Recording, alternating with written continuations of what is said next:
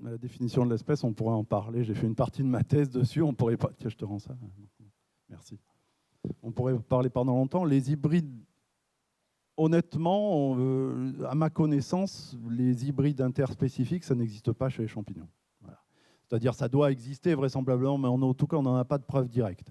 C'est-à-dire qu'on sait qu'ils échangent des gènes, parce que ça nous pose des problèmes lorsqu'on séquence de l'ADN. On trouve des gènes qui appartiennent à plusieurs espèces. Il y a des échanges horizontaux de gènes. Mais pour l'instant, du moins la notion d'espèce que l'on retient aujourd'hui, qui est une notion d'espèce phylogénétique, c'est-à-dire génétique, a l'air de tenir relativement bien la route. Voilà. On estime que dans les séquences que l'on étudie, à partir d'un certain pourcentage d'homologie, c'est la même espèce. Sachant qu'on étudie, je ne sais pas si tu veux rajouter quelque chose dessus, Marc-André. Disons qu'il y a un endroit où on les voit, les hybrides, c'est chez les parasites. Et là, il y a beaucoup de preuves d'hybridation entre champignons et parasites, hein, notamment les rouilles du peuplier que je vous montrais. Oui, voilà, oui, il y a pas mal d'hybrides qui se font souvent quand des espèces américaines arrivent en Europe, par exemple, ou en Asie, et se mélangent avec des espèces locales. Et c'est souvent lié au déplacement de matériaux et de ressources commerciales par l'homme. Après, je dirais que c'est un phénomène qui est largement pas connu chez les gros champignons. Oui, c'est vrai qu'effectivement, quand on ramène des espèces qui se sont séparées finalement il y a relativement peu de temps, donc qui sont relativement génétiquement proches, il y a des possibilités d'hybridation. Moi, dans les groupes que je travaille, on considère qu'il n'y en a pas, en tout cas. Voilà. Et donc, pour parler d'un champignon hybride dans les parasites, c'est la maladie de l'orme qui a attaqué les ormes européens est un hybride, par exemple. La maladie de l'orme est un hybride entre une maladie de l'orme américaine et une maladie de l'orme européenne. D'autres ? Pardon. Oui, la graphiose. C'est la graphiose, oui. Ouais. Graphium ulmi. Dans les groupes que j'étudie, champignons à lame, on estime qu'il n'y en a pas, même si on voit qu'il y a comme je vous disais, un transfert de gènes de temps en temps. Il y a des choses qu'on comprend mal à l'heure actuelle. C'est très, très méconnu, mais on espère qu'il n'y a pas trop d'hybrides, parce que si en plus il y a des hybridations qui nous empêchent de reconnaître les espèces telles que nous les définissons à l'heure actuelle, on n'est pas sorti de l'auberge, comme dirait l'autre. Oui.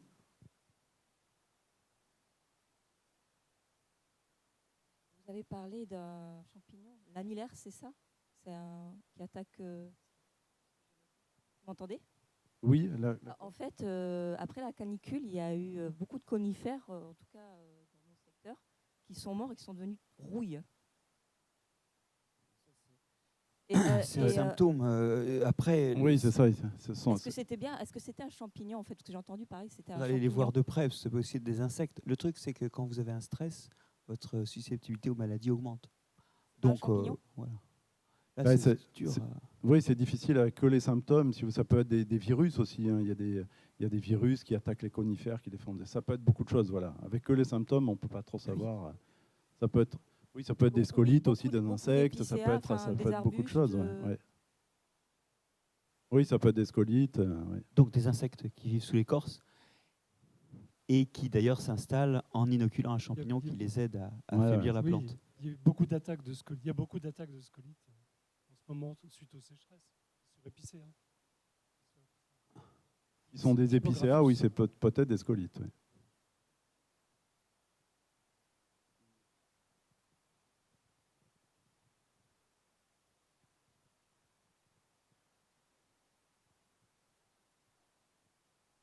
Bonsoir. J'ai en tête pas mal de champignons, on va dire parasitaires pour les animaux, pour les hommes. Existe-t-il également des champignons qui sont bénéfiques, qui vivent en symbiose, par exemple avec l'homme, comme c'est le cas pour les plantes? Oui, tous les dermatologues vous diront, et Marc-André le précisera aussi, que se laver trop la peau avec des molécules détergentes, c'est pas bon du tout. Il vaudrait mieux se doucher à l'eau pure, à la rigueur se rincer. Mais on a sur la peau en permanence des champignons qui se développent, qui à l'instar des mycorhizes qui protègent les racines de l'arbre, nous protègent de certains, en sécrétant des antibiotiques, en sécrétant tout un tas de molécules, nous empêchent d'être infectés par d'autres types de pathogènes qui seraient plus graves, qui seraient sans doute plus...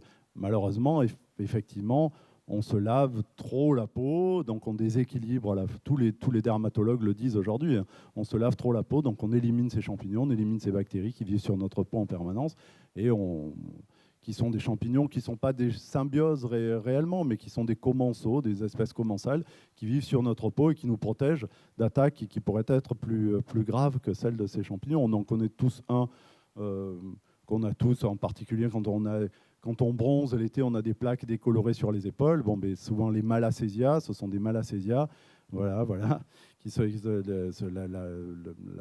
cette maladie est très très connue. C'est même pas une maladie, c'est juste une petite dépigmentation qui met en évidence un champignon qui est un champignon commensal de notre peau qui vient en permanence dessus. Alors c'est vrai que de temps en temps, quand on a un système immunitaire qui se casse un peu la figure à la faveur de maladies ou ce champignon devient pathogène, mais globalement, il vit sur notre peau et on est bien content de l'avoir sur notre peau parce qu'il freine l'entrée de champignons ou d'autres organismes qui pourraient être plus pathogènes.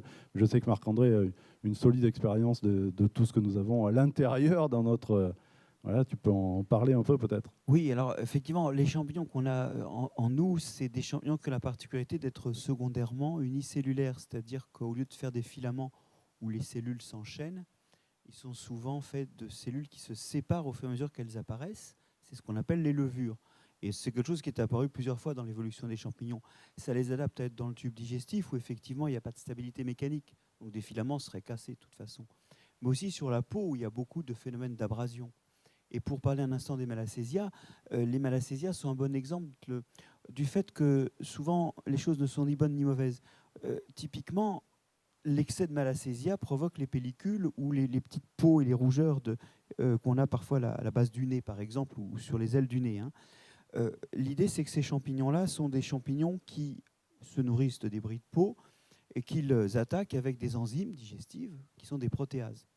Et quand il y en a vraiment beaucoup, eh bien, ça provoque la délamination de petites plaques de peau, c'est les pellicules. Voilà. Ou les petites rougeurs qu'on a là, parce qu'en plus, comme la peau se trouve attaquée, il y a des réactions sous-cutanées qui se font de défense, parce qu'il y a justement un processus qui rapproche la surface de la peau du cœur de l'organisme, puisque la peau est détruite. Mais justement, cette capacité à détruire les protéines, elle va avoir un effet très important par rapport aux proliférations de staphylocoques dorés. Vous savez que les staphylocoques dorés, on peut en mourir hein, si on est envahi par un staphylocoque doré. On peut au moins avoir des gros boutons de fièvre blanc. Il y a différents degrés d'affection, mais il n'y a pas plus de 2% de la population qui est malade de staphylocoque doré, quelle que soit la gravité de la maladie, alors que dans cette pièce, 80% d'entre vous sont porteurs de staphylocoque doré sur la peau. Pourquoi ? Et parce qu'en fait, le staphylocoque doré, sa stratégie pour coller à la peau et pas être agressé par les molécules chimiques qui arrivent sur la peau, c'est de faire des tas. Il fait des groupes. Et les groupes sont faits de cellules qui sont collées ensemble par des protéines.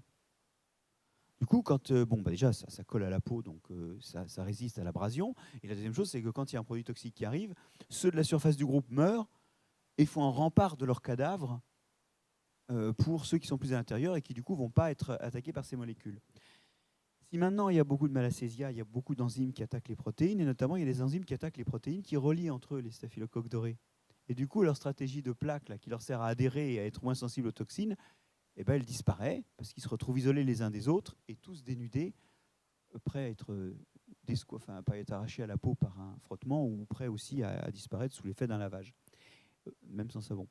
Et ça veut dire qu'en fait, les fameux malacésias, à petite dose, sont absolument vitaux parce qu'ils font partie des choses qui nous protègent du staphylocoque doré, par exemple, pour illustrer ce que tu disais. Voilà.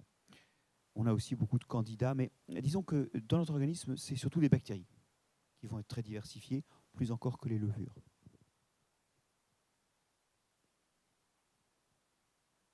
Oui, je reviens sur ce qui a été dit tout à l'heure, sur le fait que les scientifiques que vous êtes, vous définissez effectivement des nouvelles espèces, des nouveaux individus, vous les décrivez et ensuite vous essayez de les classifier. Mais l'entrée dans cette taxonomie, est-ce que c'est pas parfois des erreurs? Est-ce qu'il n'y a pas des erreurs? Est-ce que, par exemple, quand vous dites qu'il y a 12 nouvelles espèces dans un groupe, est-ce qu'on est sûr que c'est la réalité ou est-ce que Comment vous faites? Est-ce que c'est génétique, effectivement, ou est-ce que... Alors ça pose, évidemment j'ai été très rapide, hein, c'est une présentation de vulgarisation, donc je ne suis pas rentré dans les détails de ce que nous faisons lorsque nous décrivons une nouvelle espèce, on peut en parler rapidement, mais c'est évidemment beaucoup plus compliqué que ce que j'ai détaillé ici. Parce que, évidemment, il y a le principe de priorité. Il y a un aspect nomenclatural, c'est-à-dire qu'il est lié au nom qu'on donne aux espèces, et l'aspect systématique ou de classification, qui sont deux aspects totalement différents que nous traitons différemment lorsqu'on décrit une nouvelle espèce.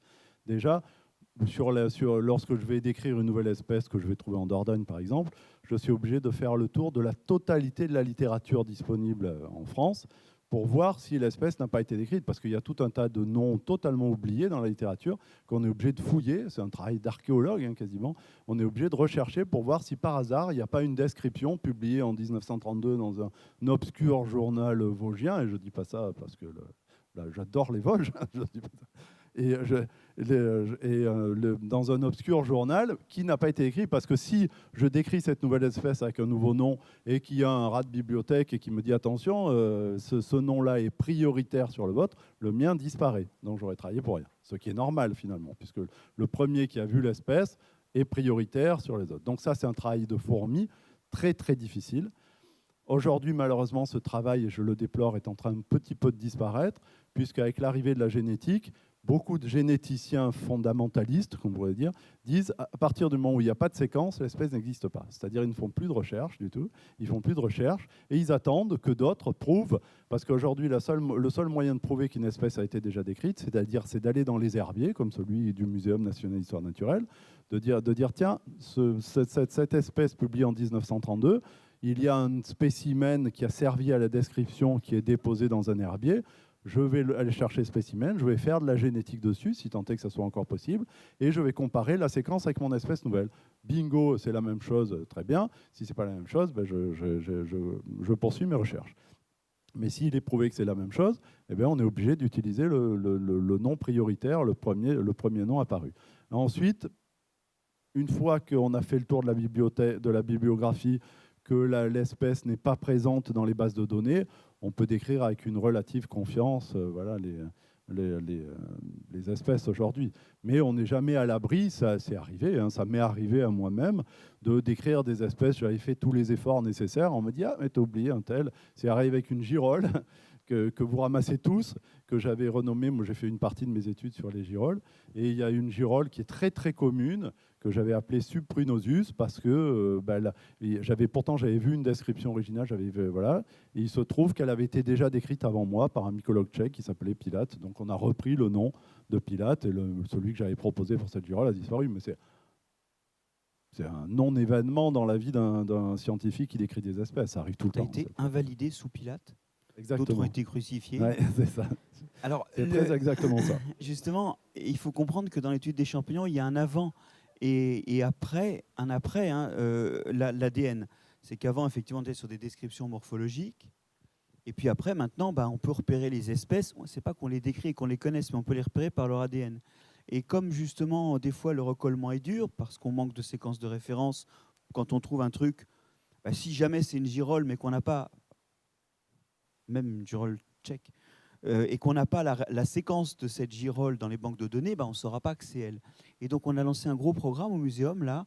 On a réussi à réunir pratiquement un demi-million d'euros, ce qui est quand même pas facile sur des questions comme ça, pour entreprendre ce qu'on appelle un barcoding de référence. En gros, c'est donner les séquences de référence des champignons français. De façon à ce que quand maintenant on trouvera une séquence en France, normalement, si on fait bien notre travail, alors vu le nombre d'espèces, là, il me fait un peu peur, Guillaume, parce qu'on a pour l'instant de quoi payer 2 personnes pendant 3 ans, alors 70 000 espèces, ça va peut-être être chaud, hein.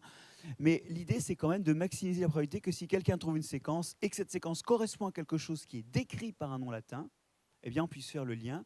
Et c'est vraiment important parce que c'est le lien entre le passé et le futur. Et d'ailleurs, si vous avez envie de donner de l'argent, c'est toujours ouvert pour avoir de l'argent pour prolonger ce programme de recherche. Mais plus sérieusement, c'est vraiment un challenge aujourd'hui parce que beaucoup de mes collègues, nous on travaille qu'avec de l'ADN, hein, effectivement des espèces nouvelles. Chaque fois qu'on reçoit un résultat de séquençage, il y a une trentaine de trucs, au moins dans le fichier, qui ne correspondent à rien que personne n'a jamais vu. Donc il en passe tous les jours des trucs virtuellement nouveaux. Et nous, on n'a pas besoin de savoir ce que c'est, à la limite, pour notre travail d'écologie. On a juste besoin de savoir que bidule l'a retrouvé dans un endroit et que cet endroit-là aussi, il y avait eu le feu jusqu'avant, donc c'est une espèce qui est liée au feu. Voilà, ou qu'il y a... On n'a pas besoin de savoir quel nom c'est. Et du coup, comme nous, en interne, on n'a pas ce besoin, eh ben, on commence à avoir deux communautés qui se développent sans plus tellement échanger, les gens qui donnent des noms aux champignons et les gens qui étudient comment ils marchent ou leur présence écologique. Et je trouve ça malsain, parce que c'est un peu une façon d'oublier son passé. Et donc, on a un gros programme au muséum pour recoller le passé et le futur, rien moins, en mycologie. Je profite de la présence du micro pour reposer une autre question, mais je suis désolé pour les autres. Je fais vite. Là, tout à l'heure, vous avez parlé de l'IF et du fait que en fait, ce n'est pas l'IF qui est plante médicinale, mais le champignon qui est à l'intérieur. Est-ce qu'on n'est pas à l'aube de comprendre tout ça sur justement les êtres microscopiques, par exemple avec toutes les études sur le microbiote intestinal, qui effectivement fabriquent eux-mêmes les molécules dont on croyait que c'était le corps humain qui les fabriquait il y a quelques années? Chez l'homme, on compte que 81% des espèces chimiques, des types de molécules chimiques, 80% des substances chimiques présentes dans notre organisme, ce n'est pas nous qui les faisons. Mais chacune de ces substances-là sont en très petite quantité. On pense qu'elles ne représentent pas plus de 1% des molécules, toutes molécules comprises, du nombre des molécules elles-mêmes. Donc, en fait, la plupart des choses que fabrique notre microbiote, c'est-à-dire l'ensemble des bactéries et des levures embarquées, c'est des choses qui ne sont pas abondantes, mais extraordinairement diversifiées. Mais il faut bien comprendre que le microbiote humain, rien que dans le tube digestif, c'est entre 1,5 et 3 milliers d'espèces de microbes. C'est énorme. Et chacun fait du sucre, du glucose, de la thréonine, de l'acide glutamique. J'allais dire comme tout le monde, et puis il fait des trucs qui lui sont particuliers. Mais ce qu'on commence à comprendre aujourd'hui, c'est qu'un certain nombre de ces molécules sont utilisées, ont des rôles régulateurs dans notre physiologie, et en particulier des rôles régulateurs du système nerveux. Mais ce n'est pas des histoires de champignons, du coup je ne vais pas être très long là-dessus, mais on sait très bien que de notre diversité microbienne résulte le bon ou le fonctionnement altéré, le bon fonctionnement ou le fonctionnement altéré de notre système nerveux. On sait par exemple que les changements comportementaux liés à l'autisme sont liés à un certain nombre, en partie, parce que des maladies complexes avec un déterminisme compliqué, mais sont liés à certaines molécules produites par des microbes qui se développent quand la diversité du microbiote n'est pas suffisante. Alors là, ils arrivent à s'installer, alors que d'habitude, ils ne sont pas là, et ils produisent des molécules qui vont perturber et la perméabilité des membranes qui protègent le cerveau de l'arrivée des molécules. Du coup, des plus grosses molécules passent, et parmi ces plus grosses molécules qui passent, il y a les leurs. Donc, ils perméabilisent le cerveau, et ils envoient des molécules qui altèrent le développement et le fonctionnement du système nerveux. Donc ça va très très loin. C'est des molécules qui sont présentes en petite quantité, et donc ce ne sont que des régulateurs du fonctionnement. Ce ne sont pas des choses comme le sucre ou les acides aminés qui sont en grande quantité dans l'organisme.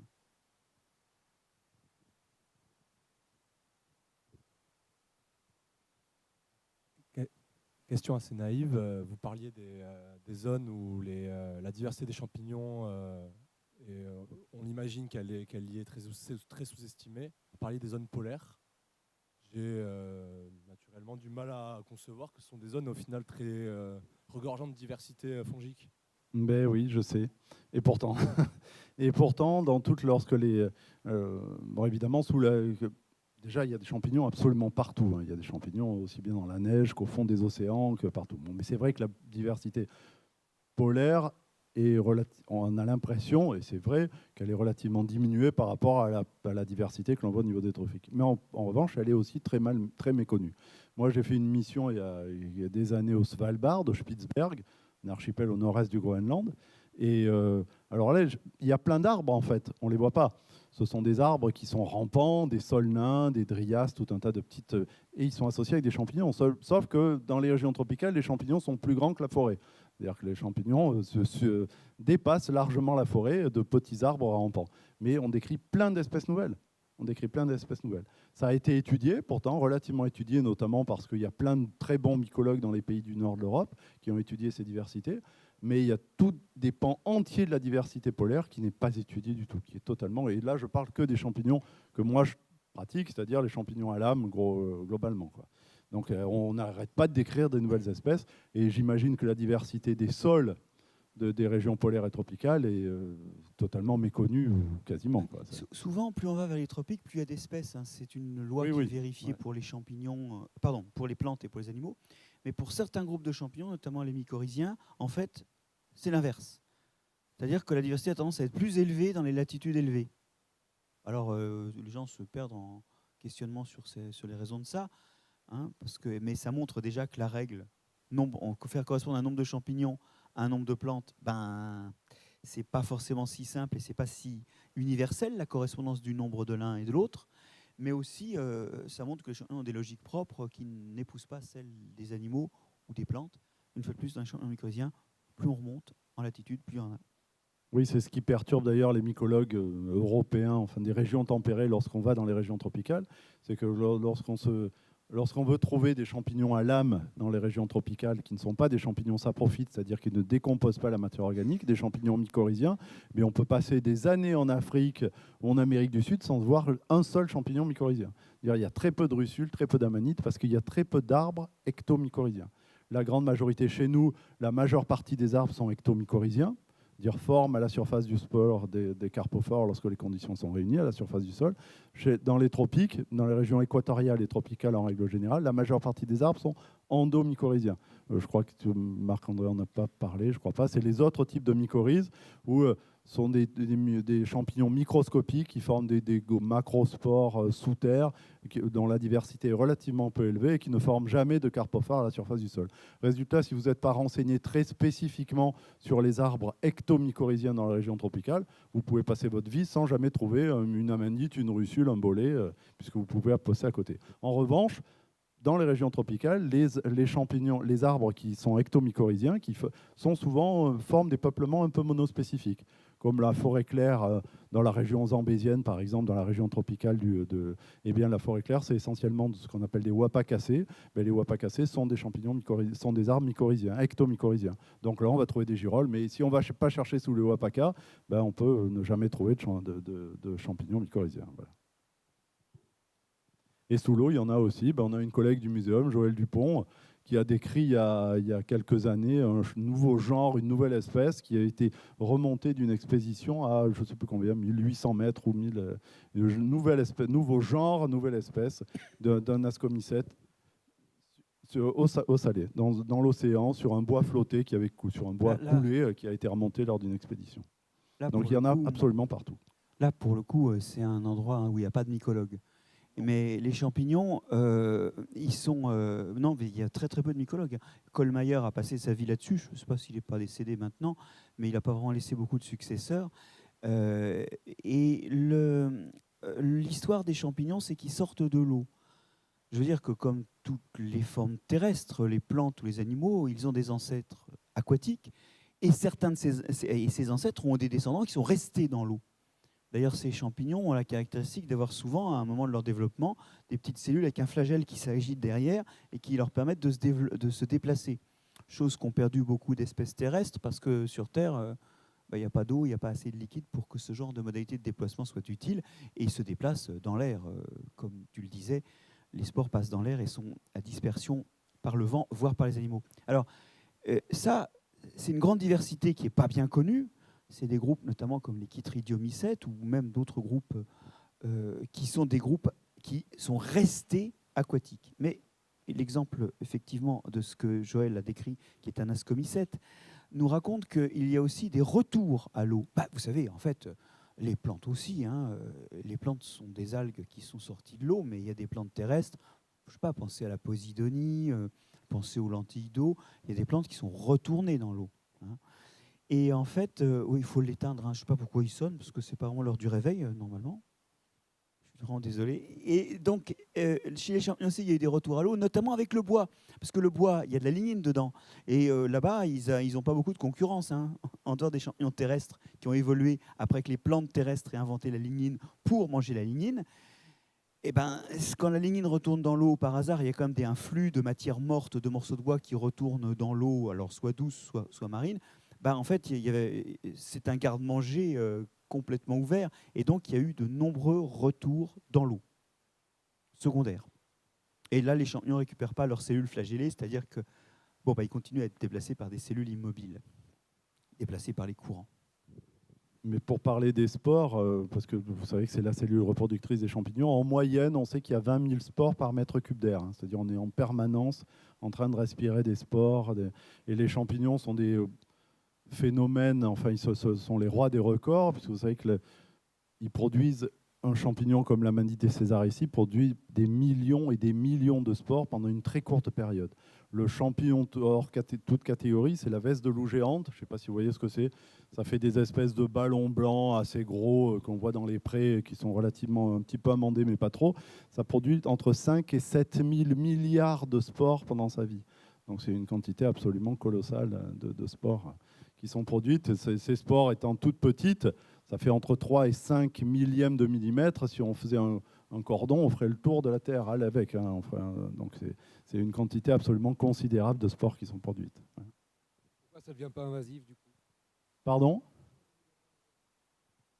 Parce qu'il faut qu'ils trouvent les conditions nécessaires. En fait, il y a, globalement, quand les champignons ils se reproduisent, la dissémination est assurée par les spores, mais ils sont relativement difficiles quant au substrat sur lequel ils poussent. Donc, d'abord, il y a une grosse compétition qui s'installe entre eux, c'est-à-dire que quand il y a des champignons installés à un endroit, les autres ont un peu de mal à s'installer à leur place, dans leur territoire. Ils sont territoriaux, entre guillemets, et c'est très vrai avec les champignons parasites. On voit des zones d'affrontement dans les bois que l'on coupe, où on voit des champignons parasites. On voit des zones de nécrose qui sont dues au mycélium, qui se touchent, qui ne sont pas des mêmes espèces. Et puis, ils sont très difficiles quant au milieu dans lesquels ils peuvent pousser. Dire que la veste de loup géante, heureusement que les 7 000 milliards de spores ne germent pas et redonnent des mycéliums, parce qu'il y en a beaucoup qui se perdent, il y en a beaucoup qui meurent, et puis ils ne sont probablement pas tous viables non plus. Et puis, il faut comprendre que la stratégie des spores, outre que c'est une stratégie où on peut en faire beaucoup parce qu'elles sont mal protégées, enfin, c'est juste des petites cellules isolées. Ce n'est pas comme les graines, où là, on investit beaucoup, il y a des protections, il y a des réserves en grande quantité, mais du coup, on en fait moins. Donc, à la fin de la journée, faire des graines ou faire des spores, c'est la même chose. Si vous faites des graines, vous n'en faites pas beaucoup, elles survivent plus. Si vous faites des spores, vous en faites beaucoup, mais elles survivent très peu. À la fin, il y a autant de survivants. Il n'y a pas une stratégie qui est meilleure que l'autre. Mais il faut comprendre comment ça marche, l'émission des spores. Ça a été montré par des physiciens assez récemment. Souvent, le champignon est humide. Donc, il y a de l'eau qui s'évapore.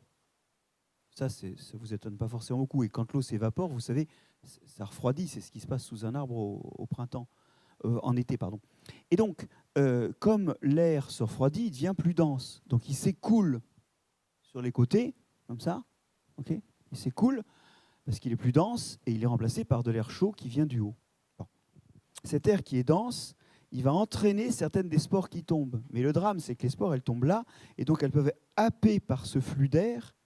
Et dans ces cas-là, après, elles sont parties dans l'air. Mais le décollage rate souvent, ce qui fait que d'ailleurs, souvent, sous un champignon, on voit les spores blanches ou brunes qui s'accumulent. Et donc, une des étapes atroces, c'est les décollages ratés. Parce que ces décollages ratés ne sont pas forcément des atterrissages ratés, au sens où là, le champignon il tombe sur un milieu qui est approprié à son espèce. Puisque le papa ou la maman, comme vous voulez, son parent, il poussait. L'endroit est adapté, mais justement, il est déjà occupé. Donc, c'est un peu comme quand un petit être germe sous un grand être. C'est vraiment un sol pour le être, sauf que le premier occupant va gagner. Et donc, il y a déjà ce problème de décollage raté. Hein, et dans la veste de loup géante, en fait, comme pour la plupart du temps, on compte qu'on a 99% des spores qui tombent 1 mètre autour du point de décollage. Et ça ressemble à des décollages ratés, en fait. Et pourtant, oui, c'est vraiment un décollage, parce que je ne sais pas si vous le savez, mais les spores, chez les champignons à lame, les spores on se dit, ah, tiens, les spores sont tombées, mais en fait, elles ne tombent pas du tout. Elles sont projetées extrêmement violemment par un phénomène particulier, un phénomène physique qu'on pourrait considérer comme astucieux lorsqu'on l'a compris, qu'on appelle le phénomène de Böhler, d'un physiologiste allemand. Et en fait, elles sont éjectées avec une accélération. Vous connaissez l'accélération dont on parle, les G, que l'on parle pour les départs des astronautes. Et bien là, les spores sont accélérés avec une accélération équivalente à 20 000 G. Donc vous imaginez, ils font pourtant tout pour que le décollage se passe bien. Mais entre ceux qui sont piégés dans les espaces interlamellaires, c'est-à-dire que les lames, si vous voulez, c'est relativement haut, une lame, donc celles qui sont au milieu, les spores, elles sont accélérées à 20 000 G, mais elles se fracassent sur la lamelle opposée, et puis c'est tout ce qu'elles deviennent. Donc elles tombent ensuite au sol. Mais globalement, elles sont extraites. Et dans les canons à sport des ascomycètes, c'est encore plus. Ça peut atteindre 80 000 G l'accélération. C'est absolument colossal. Donc elles sont... Tout est fait pour que, entre guillemets, tout est fait pour que le décollage se fasse bien, mais malheureusement, des fois, ça ne se passe pas bien. Voilà.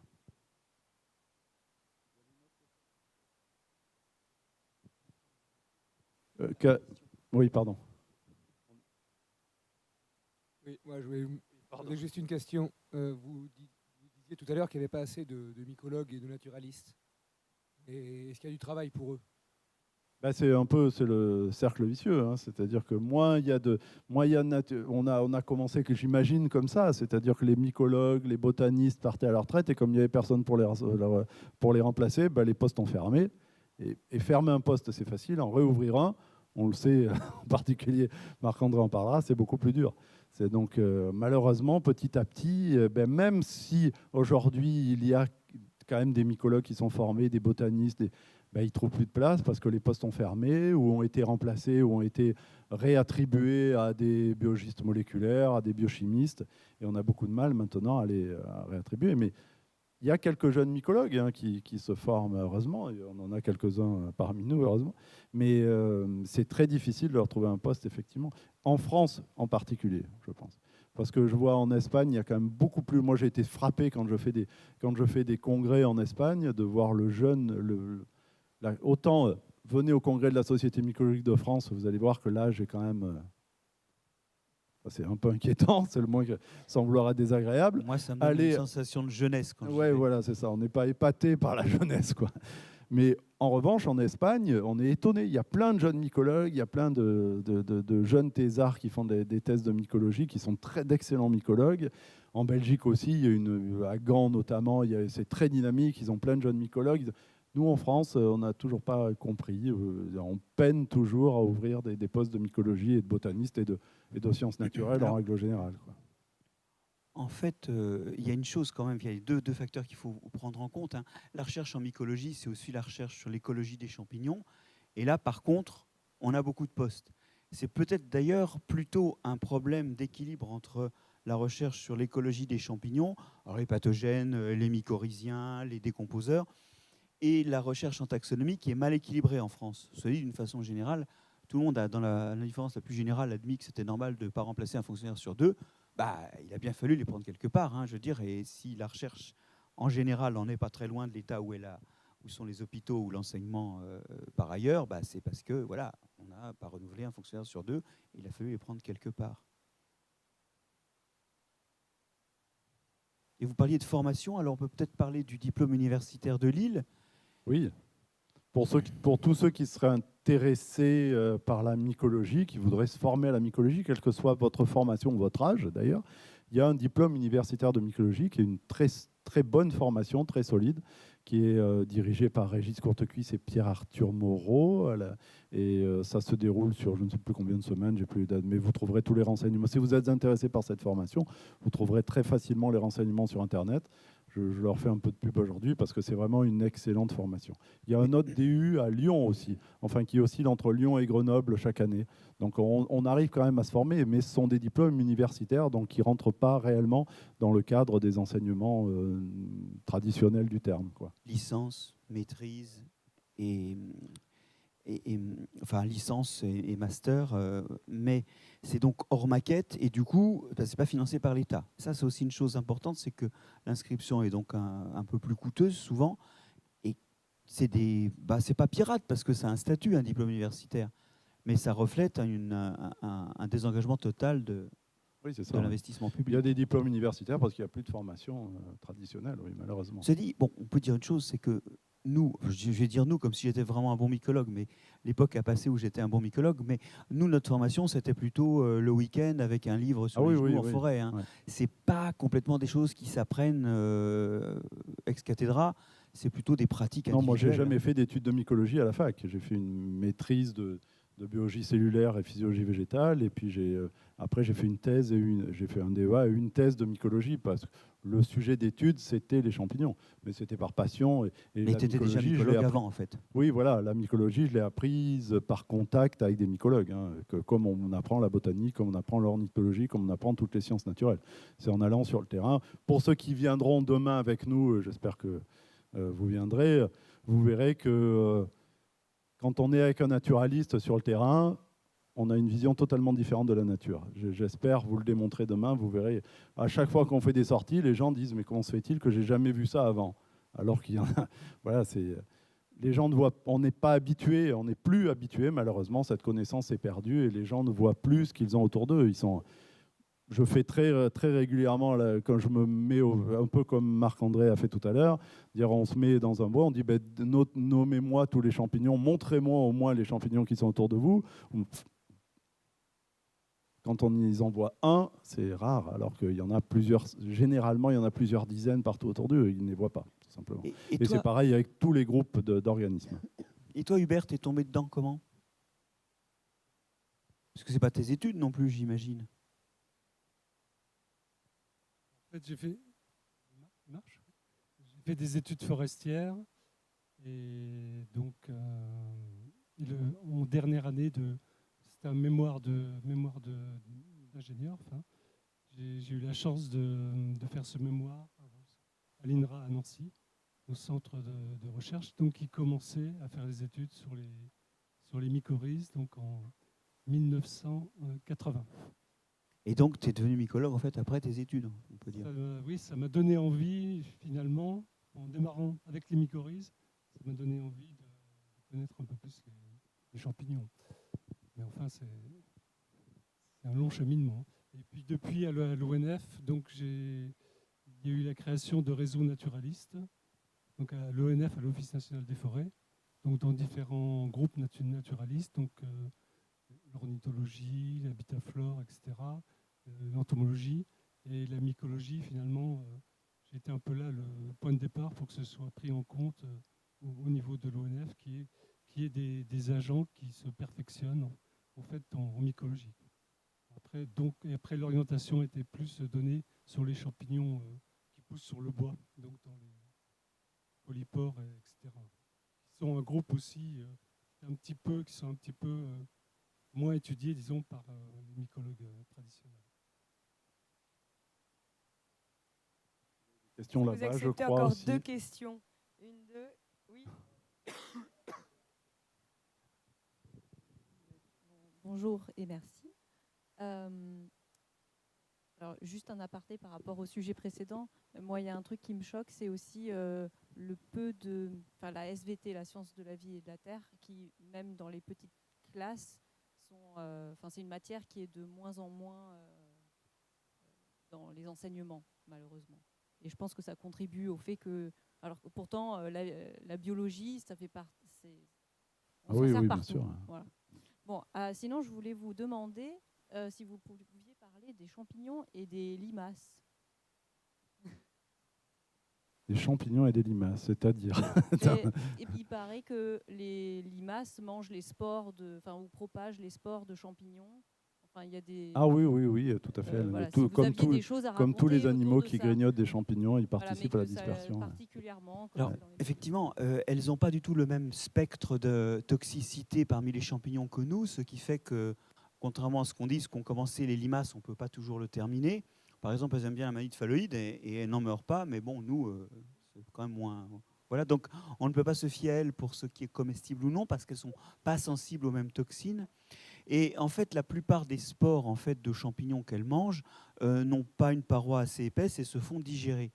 L'exception, c'est les travaux qu'on a réalisés sur les truffes, où on a montré qu'en fait, quand on prend une limace sur une truffière, sur un brûlé de truffes, la zone où la végétation pousse mal, parce qu'il y a des interactions un peu complexes, c'est encore une autre histoire, qu'on a étudiée d'ailleurs aussi au laboratoire, avec le mycélium de truffe. Dans cette zone-là où il y a des truffes, vous trouvez de la truffe dans le tube digestif des limaces. Vous trouvez même pratiquement que ça. À part 1 ou 2 champignons parasites du tube digestif des limaces, bon, ça c'est normal, hein. On trouve presque que ça, parce qu'en fait tout le reste est digéré.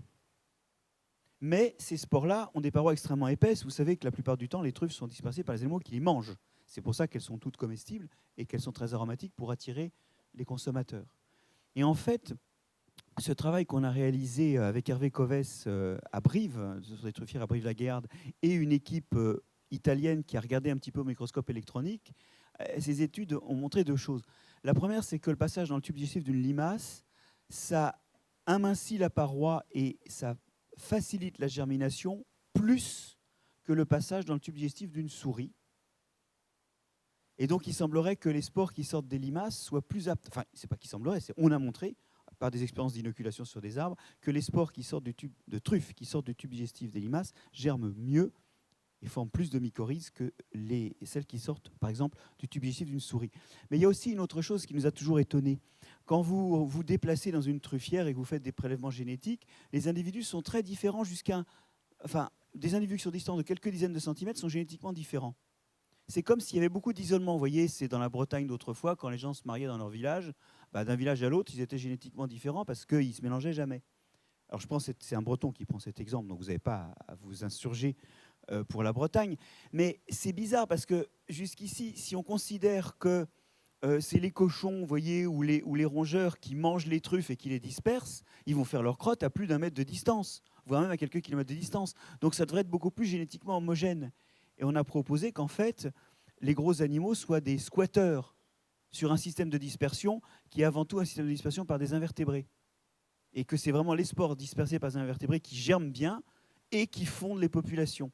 Sauf que du coup, la dispersion ne se fait pas loin et qu'il n'y a pas de brassage génétique entre deux points distants de quelques dizaines de centimètres. Ça résout ce vieux problème qu'on avait avec la génétique de la truffe, qui est une grande structuration spatiale, comme on dit, à des échelles qui ne sont pas celles où crottent, parce que c'est ça la fonction utile pour la truffe, qui ne sont pas les échelles à laquelle crottent les grands mammifères. Et donc il y a cette idée qui traîne. Alors pour l'instant c'est plus une hypothèse, mais elle rend compte de toutes ces observations qu'on a, que c'est plutôt les invertébrés, les petits invertébrés qui sont les disperseurs de truffes, notamment, c'est montré en tout cas pour la limace, et c'est peut-être à ces travaux-là que vous faites allusion. Mais c'est vraiment, bon, il faut que les spores aient une paroi épaisse, parce que sinon, on travaille en ce moment sur le grand gibier. Dans la panse, vous avez des tas de trucs en automne, et dans les crottes, en fait, vous ne retrouvez pas grand-chose, sauf des spores de truffes. Alors, c'est encore préliminaire, ces travaux-là, mais parce qu'en fait, quand la paroi est mince, les cellules sont digérées, et c'est dans les spores qu'il y a le plus à manger.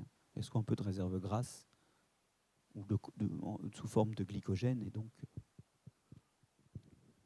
Et bonjour, j'avais une dernière, je rassemble 2 questions là. Ma question est une derrière. Je me posais une question sur la vigne et notamment le mildiou qui nous gêne beaucoup dans la vigne. Et vous parliez, vous, des champignons qui sont bénéfiques justement, qui peuvent rentrer par les stomates dans les feuilles. Et je voulais savoir s'il serait envisageable peut-être d'imaginer des traitements, si ça n'existe pas déjà, on sporule le champignon, un nouveau champignon qui pourrait gêner le mildiou et la propagation du mildiou. Et je rajoute ma dernière question. Mais déjà, pour répondre là-dessus, pour le mildiou, c'est... En fait, moi, c'est à peu près commun. Je voulais juste savoir ce qu'un mycologue pensait d'un fongicide, en fait, globalement. Le mycologue pense des fongicides ? Oui. Alors déjà, sur la première question, pour le mildiou, je ne connais pas de méthode de lutte biologique avérée. Mais en revanche, pour l'oïdium en particulier, pour les champignons vrais, il y a des champignons qui mangent d'autres champignons, les trichoderma, et on a des formulations à pulvériser sur les feuilles des plantes. C'est notamment utilisé, au moins expérimentalement, sur la vigne. C'est des mélanges d'un trichoderma et de pseudomonas ou des choses comme ça. C'est-à-dire qu'on inocule effectivement des microbes protecteurs. Et là, la protection est une protection directe parce que les trichoderma sont des champignons qui boulottent les autres champignons. Et les trichoderma sont très efficaces contre l'oïdium. Et en plus, ils produisent des facteurs de croissance assez intéressants. Il y a même d'ailleurs des travaux, mais qui n'ont pas donné de développement commercial, qui ont déjà extrait ces facteurs de croissance, qui permettent à la plante de se développer beaucoup plus et de faire plus de raisins au laboratoire. Mais en revanche, au champ, la forme protectrice des trichoderma, elle est disponible dans le commerce. Simplement, c'est un peu cher et donc, voilà. Alors qu'est-ce qu'on pense des fongicides ? Pas que du bien. Non, ça dépend. Hein. C'est vrai que il faut voir comment on les utilise, quand, sur quoi. Enfin, c'est une question à laquelle il est très difficile de répondre. C'est vrai que quand on voit des gens traiter leurs plantes avec des fongicides, alors que ce sont des plantes mycorhiziennes et après il dit ma plante a crevé, ben oui, on croit savoir pourquoi. Enfin voilà, c'est exactement comme si on demandait à un entomologiste ce qu'il pense des insecticides. C'est pareil, quand c'est pour tuer des moustiques, c'est bien, mais quand les fongicides, c'est une cochonnerie comme la totalité des pesticides. Mais bon, de temps en temps, on est bien obligé de les utiliser à petite dose. Mais dans un monde parfait, il vaudrait mieux ne pas les utiliser, essayer de se débrouiller avec d'autres techniques. Mais on est très très loin de ce monde parfait que nous appelons tous, vu le déclin de la diversité actuelle. Alors, il y a aussi un détail qui vous aura peut-être pas échappé, mais qui vous aura échappé dans ses conséquences, c'est qu'effectivement, l'essentiel des champignons, hein, les eumycètes, sont un groupe frère des animaux. Et donc, nous avons beaucoup, même si morphologiquement, on ne ressemble pas vraiment à des champignons, enfin, quoique après, des fois, des gens qui ont... Bon, mais en général, on ne ressemble pas à des champignons, donc morphologiquement, il y a une différence, mais chimiquement, par contre, nous avons un certain nombre de ressemblances qui sont simplement des ressemblances conservées d'un ancêtre commun qui, sans doute, a un bon milliard d'années. Bon.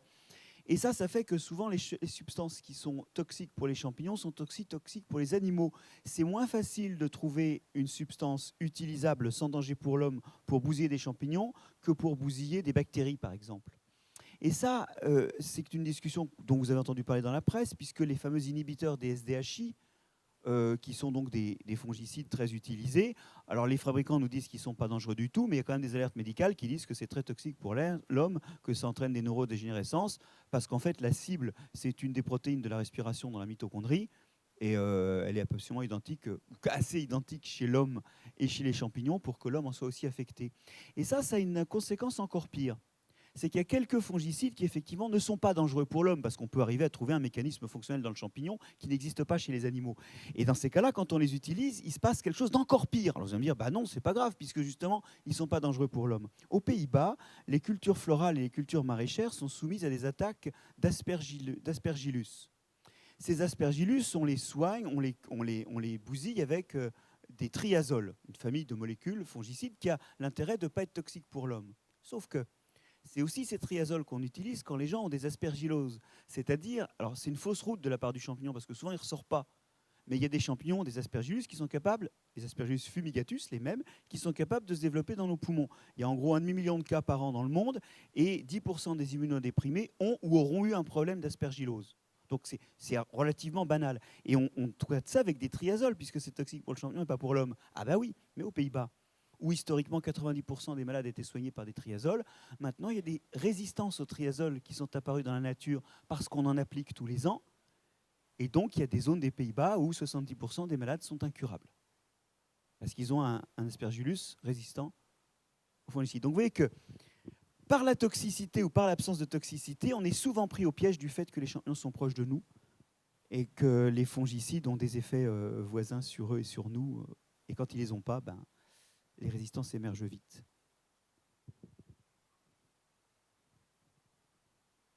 On va vous remercier, je crois.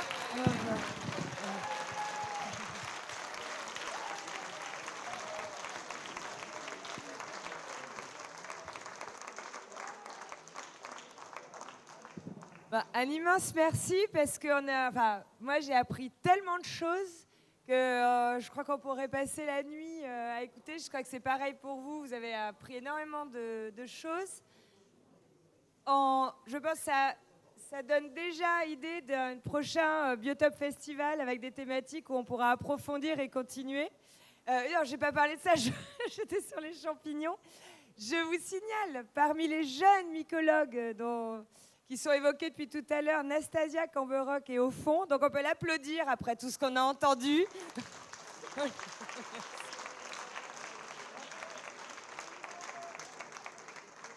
Vous pourrez l'écouter mercredi, puisqu'il y aura à nouveau des échanges approfondis mercredi. Et il y aura Nastasia en tant que mycologue, mais aussi de jeunes experts, parce qu'on a entendu, c'est que malgré tout, il y a vos études et puis cette passion des champignons qui est après ou avant.